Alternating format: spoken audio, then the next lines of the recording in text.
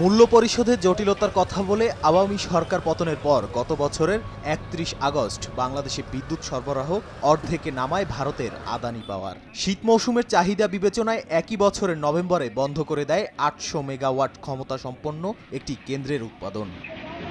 তবে বার্তা সংস্থা রয়টার্স এক প্রতিবেদনে দাবি করেছে, গ্রীষ্মের আগে পুরোদমে বিদ্যুৎ সরবরাহের বিষয়ে পিডিবির অনুরোধে সাড়া দিয়েছে আদানি, যা কার্যকর হতে পারে আগামী সপ্তাহের মধ্যে। তবে দাম কমানো এবং কর ছাড়ের মতো বিপিডিবির অনুরোধগুলো প্রত্যাখ্যান করেছে ভারতীয় প্রতিষ্ঠানটি। তথ্যসূত্র হিসেবে গত মঙ্গলবার আদানি পাওয়ার পিডিবির ভার্চুয়াল বৈঠক ও দুজন কর্মকর্তার কথা উল্লেখ করেছে রয়টার্স। রয়টার্স জানায়, আদানি পাওয়ার $1 মিলিয়ন কম কোনো ছাড় দিতে রাজি নয়। এক্ষেত্রে সমঝোতার বিষয় জানতে বিপিডিবির চেয়ারম্যান রেজাউল করিমের সঙ্গে যোগাযোগ করে বার্তা সংস্থাটি। যোগাযোগ করা হয়েছিল আদানি পাওয়ারের এক মুখপাত্রের সঙ্গেও, তবে তারা কেউই তাৎক্ষণিক মন্তব্য করতে রাজি হননি।